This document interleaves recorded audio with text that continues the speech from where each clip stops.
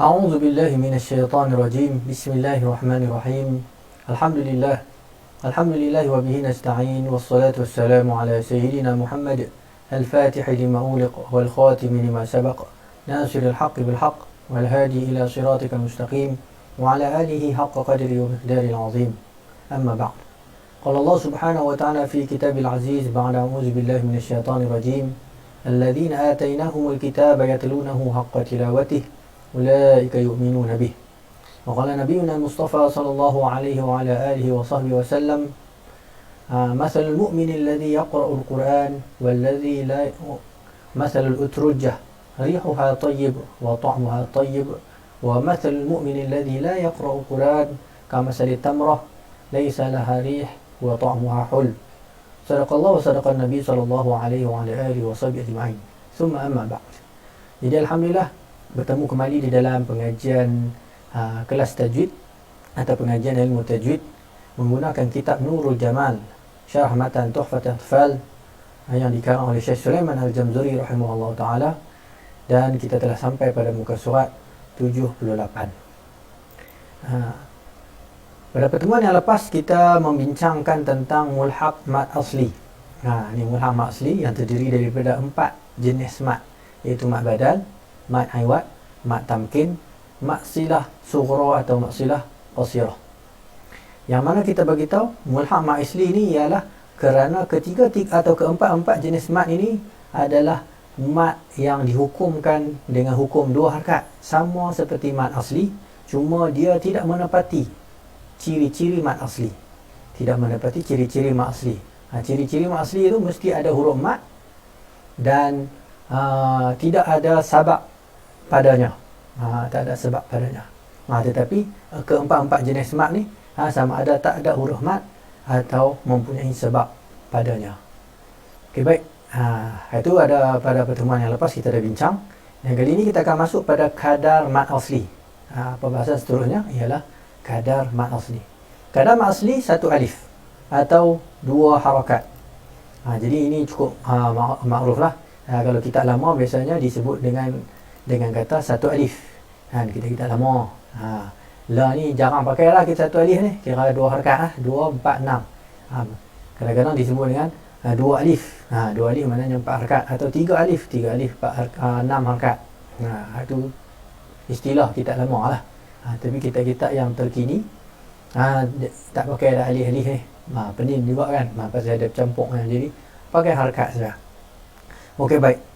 Persoalannya bagaimana cara mengira 2 harakat itu? Bila dia kata mat asli kena panjang 2 harakat atau 1 alif, macam mana nak kira harakat tu? Harakat tu nak kira ke mana? Macam mana kita nak nilai? Panjang 2 harakat tu panjang macam mana? Adakah kita boleh nilai dengan pembaris? Atau kita nak kena nilai dengan timbangan, kalau pakai timbang kati ke? Timbang kati untuk berat kan, untuk panjang kan. Ni nak timbang panjang ni nak guna apa? Jawabnya kita tengok ada jawapan di sini. Ada yang mengatakan sekadar menutup atau membuka 2 jari. Maknanya sekadar menutup, tu biasa yang kita dengar kan. Kalau baca 2 harakat, maknanya baca tutup 2 harakat. Yaqulu, atau buka buka 2 jari. Yaqulu, tutup atau buka 2 jari. Itu dikira sebagai cara untuk mengira 2 harakat. Itu satu cara. Dan yang lebih tepat, ini cara yang kedua adalah cara yang lebih tepat, seperti yang dinaskan oleh Syekh Ali bin Muhammad Ad-Dabbagh rahimahullah ta'ala, yang meninggal pada 1380 Hijrah, di dalam kitabnya Minhatul Jalal Bisyarhi Tuhfatul Atfal. Syarah Matan Tuhfatul Atfal juga lah. Kitab Syarah Matan Tuhfatul Atfal ni. Kira matan ni cukup famous lah. Bukan saja dikarang oleh ni, maknanya dikarang oleh ulama-ulama biasa saja, tetapi ulama yang digelar sebagai muhaqqiqul fan. Dia dipanggil sebagai pentahqiq ilmu mengenai ilmu tajwid dan ilmu Quran ni. Syekh Ali Ad-Dabbagh merupakan Syekh umum maqari di Mesir pada ketika zaman dia tu. Dia pun karang syarahan kepada matan Tuhfatul Atfal, namanya Minhatul Jalal. Dan dalam tu dia menyatakan cara untuk mengira 2 harakat tu macam mana. Dengan dipanjangkan suara kadar menyebut dua huruf yang berbaris. Cara dia seolah-olah kita memanjangkan dua huruf yang berbaris. Contohnya kita nak panjangkan ba yang berbaris, atau kita nak memanjangkan alif yang sebelumnya mengandungi huruf ba yang berbaris fathah. Contohnya ba. Macam mana kita nak panjang ba 2 harakat? Seolah-olah sama dengan kadar kita menyebut ba. Jadi ba. Contohnya ba tu berapa second tu kita ambil tu. Atau kita nak kata yang bawah lagi pada second, kita nak kata apa? Dia punya detik kecil tu. Berapa point, berapa. Kalau kita satu saat tu, satu saat point berapa? Nak jadi dua harakat tu. Ba. Atau kita ambil mudah, kita kata 2 saat lah. Jadi kadar nak sebut ba pun 2 saat juga. Ba. Bukan nak kata ba tu sama ada kadar panjang tu. Tapi kalau kita nak kata ba tu 4 harakat, contohnya kita nak panjangkan alif pada ba itu dengan panjang 4 harakat. Jadi panjang dia macam mana? Panjang dia macam kita menyebut 4 biji ba. Ba. Nampak? Kalau kita nak panjangkan ba tu 6 harakat, maka kita seolah-olah menyebut sama panjang dengan ba berbaris fathah sebanyak 6 biji. Ba.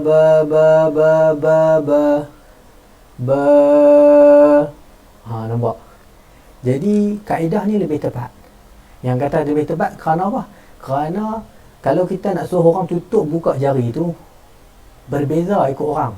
Mungkin ada orang yang sihat, dia akan tutup laju, dia buka laju. Tapi kalau orang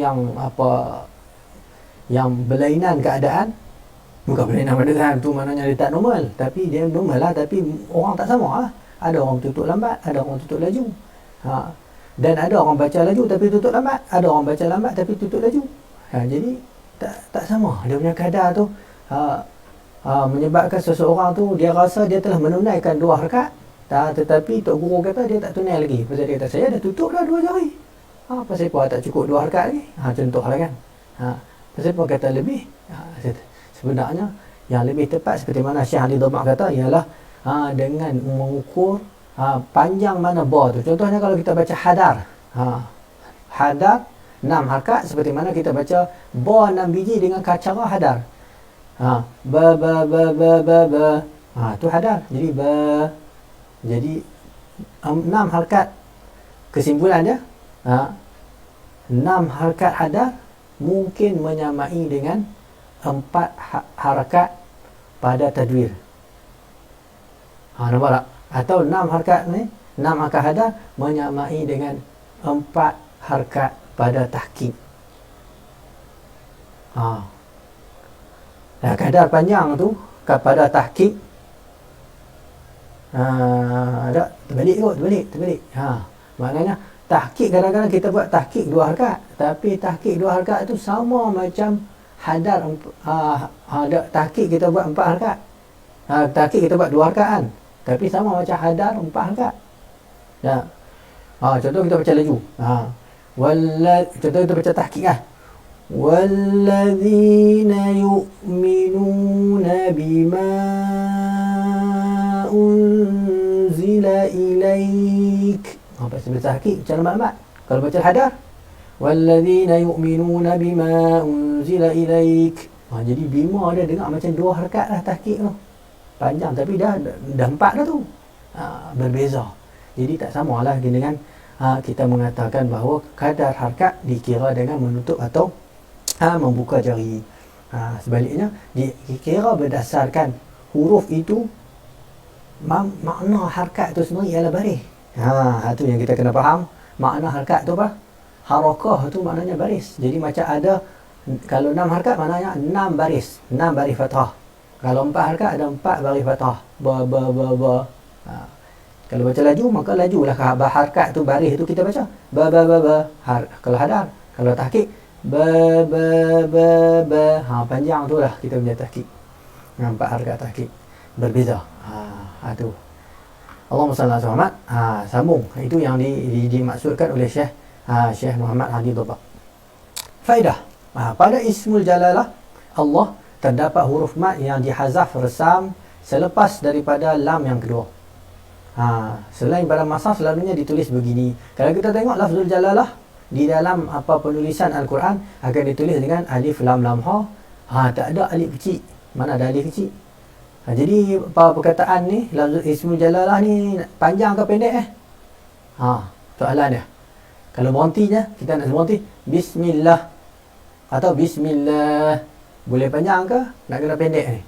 Mana ada alif kecil, mana ada mat ni? Kita tengok kan kita ada contoh mat kan. Hari ni kita sedang mencontohkan mat. Adakah lafz ismul jalalah kita baca tu kita kena baca pendek atau kita boleh baca panjang? Bismillah atau bismillah. Contohlah kalau kita wakaf kat situ kan. Dia kata apa? Dia kata yang sebenarnya terdapat huruf mat yang dihazafkan resam selepas daripada lam yang kedua. Contoh alif lam lam alif asalnya begitu. Alif lam, lepas tu lam alif daripada perkataan ilahun, kemudian dimaksudkan alif lam ta'rif jadi Allah. Ilahun, dan ilahun ada alif ada alif cuma di sini dalam penulisan Al-Quran bukan sahaja tidak ditulis dengan alif kecil, bukan tidak ditulis dengan alif besar, malah alif kecil pun tidak ditulis. Kalau di selain mushaf selalunya kita akan buat alif kecil je kan. Allah, maknanya memang ada mat. Jadi kalau kita nak berhenti pada ismul jalalah akan jadi mat alif sukun. Bismillah, bismillah, bismillah, boleh jadi panjang. Sebab tu azan orang panjang sampai 24 harakat. Allahu Akbar kan, orang boleh panjang. Allah macam takbir raya kan. Allahu Akbar, Allahu Akbar, Allahu Akbar. Panjang kot mana? Ada huruf mat lah. Maknanya ada huruf mat. Okey, baik. Diletak di atas ada kecil, di atas tasydid. Ni biasa yang di luar mushaf lah. Di luar mushaf Al-Quran. Kalau dalam mushaf Al-Quran tak ada alif kecil. Jangan bila kita tengok tak ada alif kecil kita rasa tak ada mat. Ada mat. Mat tetap kekal dibaca. Sebab itu ia dibaca dengan mat asli ketika wasal dan ketika waqaf jadilah mat alif disukun. Waktu wasal dia akan jadi mat asli. Bismillahirrahmanirrahim. Baca mat asli, kalau berhenti akan jadi mat alif disukun 246. Okey, baik. Faedah yang kedua, pada perkataan la azbahan. Allahumma salli alaihi wasallam. La azbahan ulu dan wa malaih. Tidak dimatkan mat asli kerana alif waw ya di sini huruf ziyadah pada resam, tidak pada tilawah. Kita tengok sini. Ni ada alif sebelum dia berbaris atas. Maknanya kena dengan syarat mat tu. Alif dan baris sejenis. Tak apalah ni mat badal, kita nak kata mat badal pun tak apa, tapi mat lah. Dia nampak boleh baca mat. Ada waw sebelum dia dhammah. Ada ya sebelum dia kasrah. Tapi boleh tak baca mat dekat ni, ketiga-tiga ni yang ada bulat kecil di atas alif, waw dan ya ni? Tidak. Tak boleh baca mat. Tidak dimatkan. Ni siapa yang mengaji tanda-tanda dhabtul Quran, maka kita akan tahu bahawa alif, waw dan ya yang ada tanda bulat ni tidak dibaca langsung. Tak dibaca. Sama ada tak dibaca dengan baris dia, maknanya dia tak ada baris dan tak baca baris, a i u pun tak baca. Mat panjang 2 harakat pun tak baca. Jadi jangan baca ulu. Ada kan? Tak kena baca ulu terus. Terus hamzah, terus lam. Ulu wa malaih. Terus wa malaih. Terus masuk. Kerana alif waw di sini ialah ziyadah pada resam saja, tidak pada tilawah. Tilawah tak dibaca.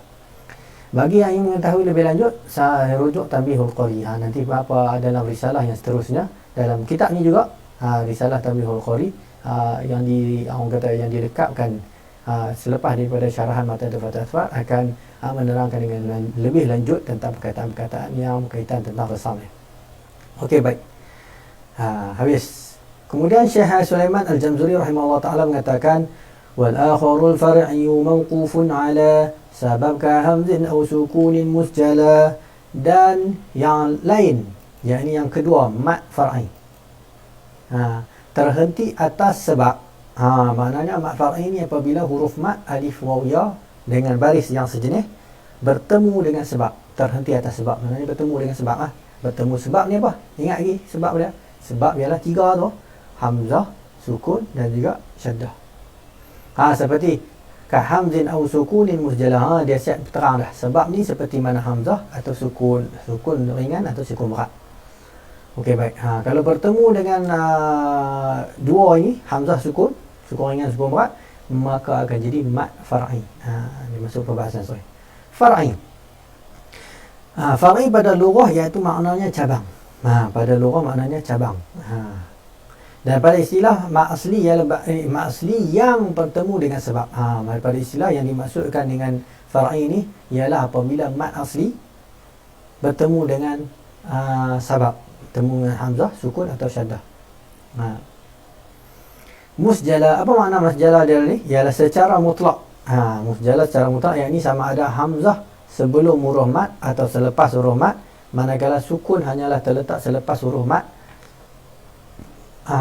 Kadarnya boleh dipanjangkan lebih daripada 1 alif atau 2 harakat. Jadi pada mat far'i ni, yang kata mat far'i ni ialah huruf hamzah tu boleh jadi dia duduk depan, boleh jadi duduk sebelum, duduk selepas, tetapi sukun dan tasydid hanya dilihat pada sebelah belakang saja. Kalau sukun, kalau tasydid duduk depan dan tasydid duduk sebelum, tidak dikira. Okey, baik. Dan ianya terbahagi kepada 3 hukum. Mat far'i ni ada 3 hukum. Ada mat far'i yang dihukumkan lazim, ada mat far'i yang dihukumkan wajib, dan ada mat far'i yang dihukumkan dengan hukum jaiz. Tafsilannya lagi akan datang insya-Allah taala. Nanti kita akan hurai satu-satu apa makna lazim, apa makna hukum wajib dan apa makna hukum jaiz. Faedah. Ketahuilah bahawa mat far'i mempunyai sebab lain selain hamzah dan sukun, iaitu sebab maknawi. Dia kata mat far'i ni iaitu huruf mat bertemu dengan sebab. Kalau mat asli, huruf mat tidak bertemu sebab. Mat far'i bertemu dengan sebab. Dan sebab ni kalau kita nak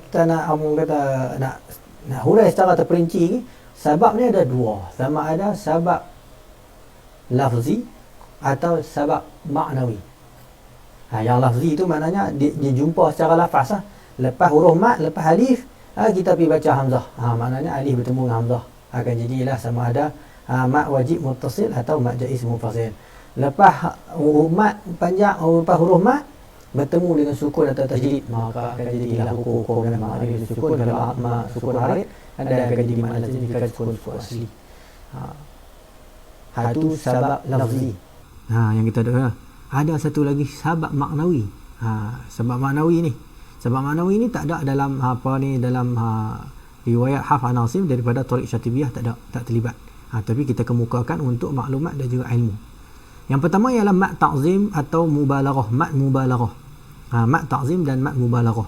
Mungkin siapa-siapa yang duk ikut Facebook dan sebagainya, benda ni menjadi viral kan baru-baru ni.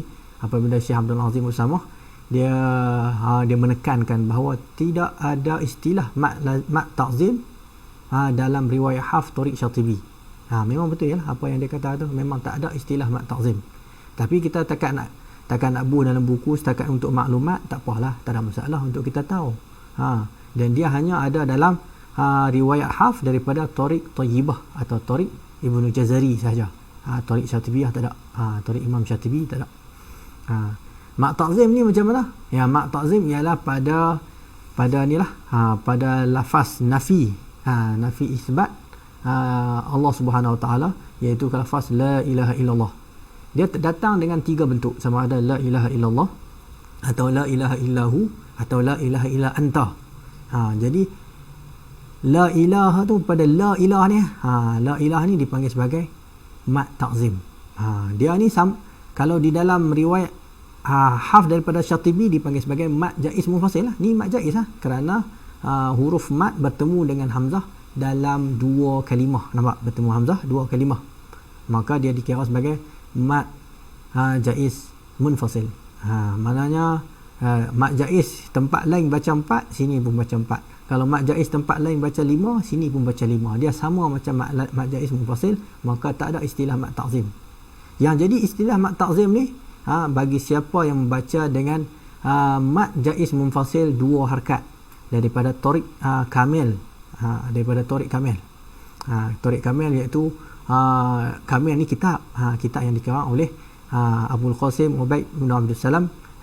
Dia karang kitab dan dia meriwayatkan riwayat Hafs an Asim baca mat jaiz munfasil 2 harakat, tetapi mat ta'zim pada la ilaha illallah atau la ilaha illa anta atau la ilaha illahu dibaca dengan 4. Mat jaiz lain semua baca 2, dekat la ilaha illa ni baca 4. Tu kata mat ta'zim.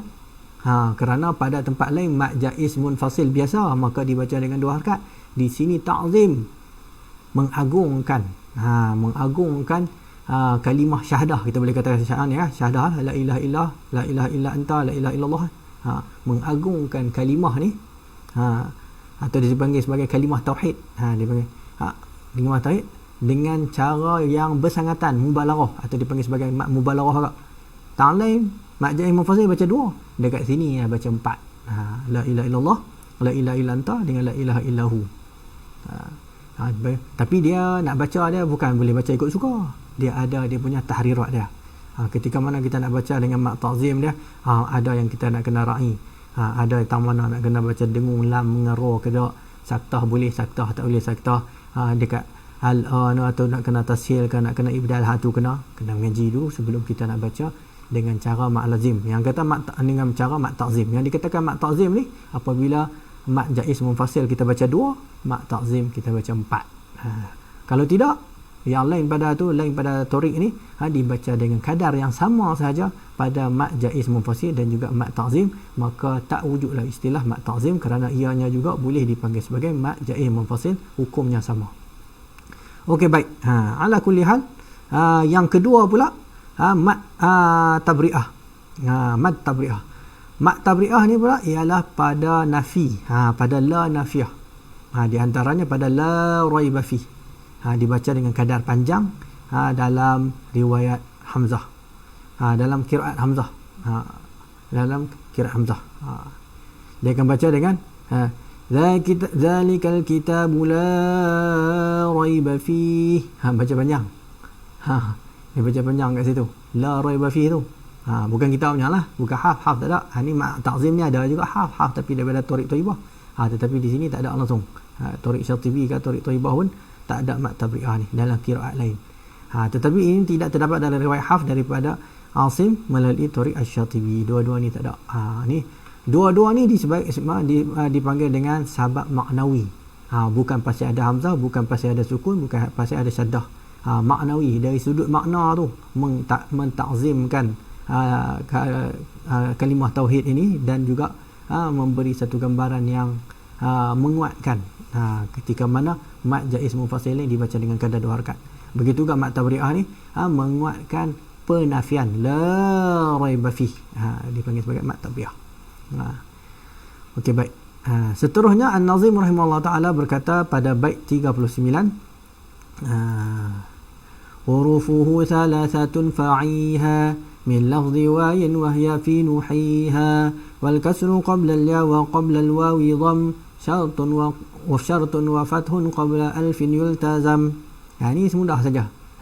Huruf mat, hurufnya 3, maka peliharalah. Mana huruf mat ni ada 3. Dia beritahu huruf mat.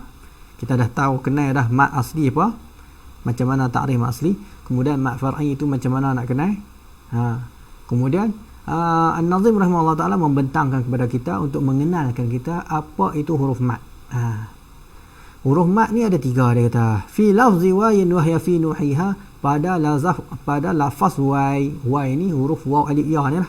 Dalam kita waw alif ya ni ialah huruf mat. Alif waw ya samalah, alif waw ya dengan waw alif ya. Cuma di sini digambarkan atau dibentukkan dalam bentuk kalimah wai. Dan ia pada nuhiha, pada surah Hud alaihissalam, ada kalimah nuhiha. Perkataan nuhiha ni ada 3 mat, cukup syarat ketiga-tiganya. Pertama, nu ada waw, hi ada ya sebelum kasrah, ha alif sebelum fathah. Nampak? 3 ni ada huruf mat asli. 3 ada mat asli. Kalau kita waqaf, kalau kita sambung, dia tak jadi mat asli pada ha lah. Okey, baik. Ada beberapa kalimah lain, contohnya atuhajuni pun, atuhajuni. Ada 3 juga huruf mat di situ. Huruf alif ada dalam satu kalimah, ada 3 huruf mat. Okey, baik. Wal kasru qabla al-ya wa qabla al-waw dham syaratun wa fathun qabla alfin yultazam. Dan kasrah sebelum ya dan sebelum waw dhammah ini merupakan syarat, dan fathah sebelum alif. Dia kata. Jadi huruf mat ni ada syarat dia yang nak menyebabkan huruf mat itu menjadi huruf mat. Jadi waw alif ya ni bukan depa tu saja-saja jadi ni, mesti ada syarat baru dia jadi mat.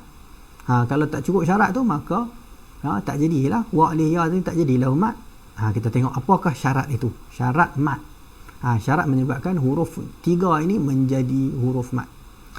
Setelah menerangkan pembahagian mat, mengkhabarkan Nazim rahimahullah ta'ala pula akan huruf-huruf mat, iaitu waw, alif dan ya, terhimpun dalam lafaz wai atau alif waw ya. Untuk menjadikan ketiga-tiga huruf ini sebagai huruf mat, mestilah dengan syarat. Ada 2 syarat untuk mencukupkan atau menjadikan huruf yang 3 ini menjadi huruf mat. Yang pertama, huruf wai dimatikan. Mesti huruf wai ini huruf mesti mati, tak ada baris. Kalau waw ada baris, maka tak jadilah. Allahumma salli ala Muhammad, tak jadi mat lah. Nanti kita akan tengok ada contoh bawah ni. Kalau ya ada baris, tak jadi. Dia mesti waw tu mati, alif tu mati, alif sentiasa mati. Yang baris tu hamzah, ya pun mati. Dan sebelum alif fathah, sebelum waw dhammah dan sebelum ya kasrah, atau dengan kata lain, sebelum huruf 3 ada baris yang sejenis. Itu senang ni. Sebelum baris yang 3 ni ada baris yang sejenis. Yang sejenis dengan fathah, yang sejenis dengan alif ialah fathah, sejenis dengan ya ialah kasrah, dan yang sejenis dengan waw adalah dhammah. Sebelum dia ada baris yang sejenis, maka barulah ia menjadi huruf mat. Seperti contoh kata Nazim rahimahullah diberi dalam matan, iaitu Nuhiha pada surah Hud ayat 49. Nuhiha ada 3 huruf mat dalam satu kalimah, huruf waw, ya dan alif. Atau atujadilunani, ni semua tiga-tiga ni mat asli. Tiga-tiga ni mat asli. Huruf alif mat, lu huruf waw mat, nani ya mat pada suratul A'raf ayat 71. Terkeluar daripada huruf mat jika ia berbaris. Jika huruf tengok alif sebelum fathah, kita tengok alif sebelum fathah ni, alif ni alif mat kah? Bukan. Pasal apa? Alif ni ada hamzah yang berbaris. Jadi alif ni alif rumah lah, bukan alif mat. Jadi tak boleh lah kita pergi baca panjang sini, kita kata alif sebelum fathah kan, jadi mat kan. Tapi alif tu tak mati, masalah dah. Ni pula ya liyufsida. Ya sebelum kasrah. Orang dah kata mat ni ya sebelum kasrah.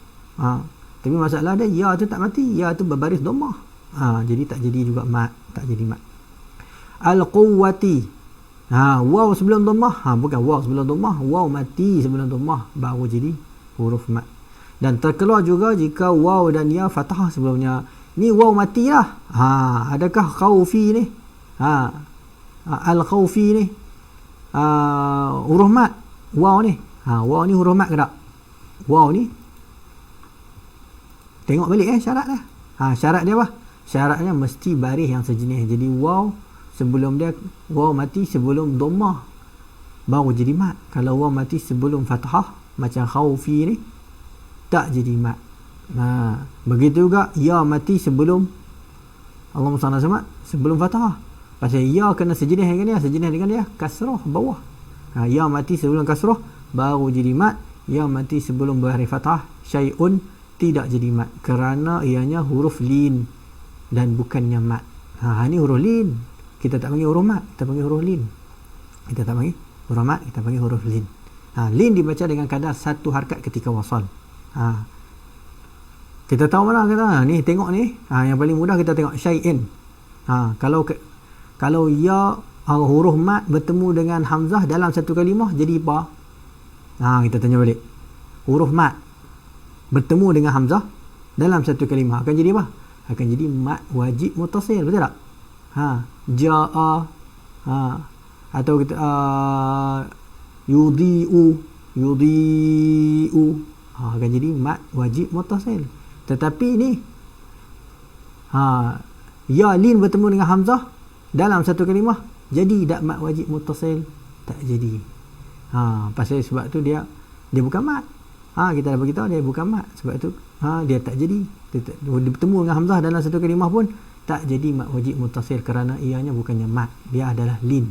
Bila lin maka dia dibaca dengan kadar pendek. Tak macam mat. Mat dia boleh baca 2, lepas tu boleh naik 4 atau 6 kalau bertemu dengan sabab tertentu. Okey, baik. Akan diterangkan Nazim rahimahullah pada bab seterusnya. Ni cerita tentang lin nanti akan ada pada pertemuan yang akan datang pada bab seterusnya. Ni bait batan bait yang 41 ni. Dan bait 41 ni kita akan baca pada pertemuan akan datang. Takat itu saja. Wallahu subhanahu wa taala a'la wa a'lam. Segala baik pada Allah Subhanahu wa taala, segala kekurangan saya mohon maaf. Mudah-mudahan apa yang dikongsikan ini menjadi manfaat kepada saya dan juga kepada para pendengar. Dan kita tutup majlis dengan tasbih kifarah dan suratul Asr. Subhanakallahumma wa bihamdika asyhadu an la ilaha illa anta astaghfiruka wa atubu ilaik. Bismillahirrahmanirrahim. Wal 'asri innal insana lafi khusrin illa alladhina amanu wa 'amilus solihat wa tawasaw bil haqqi wa tawasaw bis sabr. Wassalamualaikum warahmatullahi taala wabarakatuh.